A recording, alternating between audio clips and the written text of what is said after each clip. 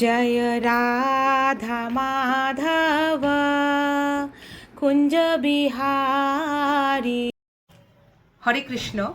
আমি সুশোভিতা গোপিকা দেবী দাসী আপনাদের সঙ্গে আবারও চলে এসেছি একটি ছোট্ট শিক্ষামূলক গল্প নিয়ে।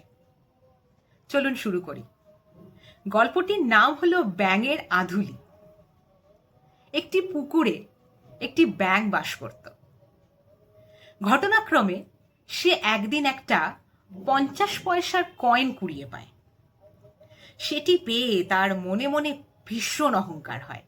সে ভাবে যে আমার মতো ধনী বোধহয় আশেপাশে আর কেউ নেই। এই ভাবার পরে সে মনে মনে আরও কল্পনা করে যে আজকে যখন রাজার হাতি এই পুকুরে জল খেতে আসবে, আমি ওকে বেঁধে রাখবো, জল খেতে কিছুতেই দেব না। এই ভেবে সে আধুলিটির ওপর বসে হাতিটির জন্য অপেক্ষা করতে থাকে। রোজকার নিয়মেই সন্ধেবেলা মাহুত রাজার হাতিটিকে নিয়ে সেই পুকুরে আসে জল খাওয়াতে।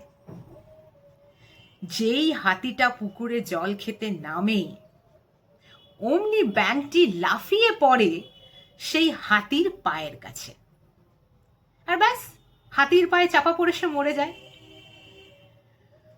আমরা যারা নিজেদেরকে কর্মবীর বলে মনে করি, তাদের অবস্থা ঠিক এই ব্যাঙটির মতো। কারণ এই কর্মবীরের কর্মবীরত্ব যে কোনো মুহূর্তে এই সংসার চক্রে পিষ্ট হয়ে যেতে পারে। কারণ এ সবই প্রকৃতিজাত ঐশ্বর্য। সেজন্যই শ্রীমদ্ ভগবদ্ গীতায় ভগবান শ্রীকৃষ্ণ 3য় অধ্যায়ের 27 নম্বর শ্লোকে বলেছেন, প্রকৃতে ক্রিয়মানানি গুণৈ কর্মাণি সর্বস্যঃ অহংকার বিমূঢ় আত্মা কর্তাহমিতি মন্যতে। অর্থাৎ অহংকারী মোহাচ্ছন্ন জীব জড়া প্রকৃতির ত্রিগুণ দ্বারা ক্রিয়মান সমস্ত কার্যকে স্বীয় কার্য বলে মনে করে আমি কর্তা এই বলে অভিমান করে।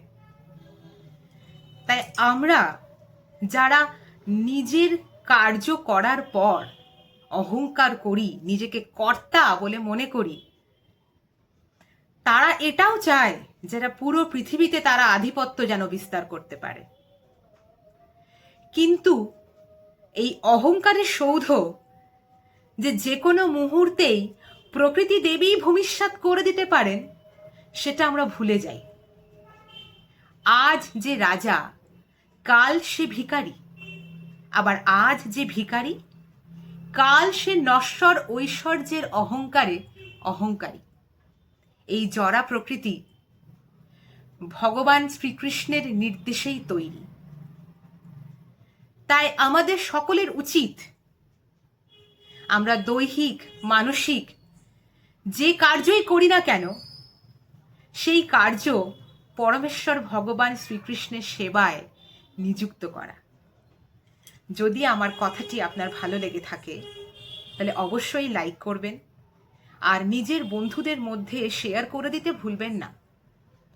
দয়া করে আমার চ্যানেলটিকে সাবস্ক্রাইব করে আমাদের আরও এরকম ছোট ছোট গল্প বানিয়ে আপনাদের কাছে পৌঁছে দিতে সাহায্য করবেন।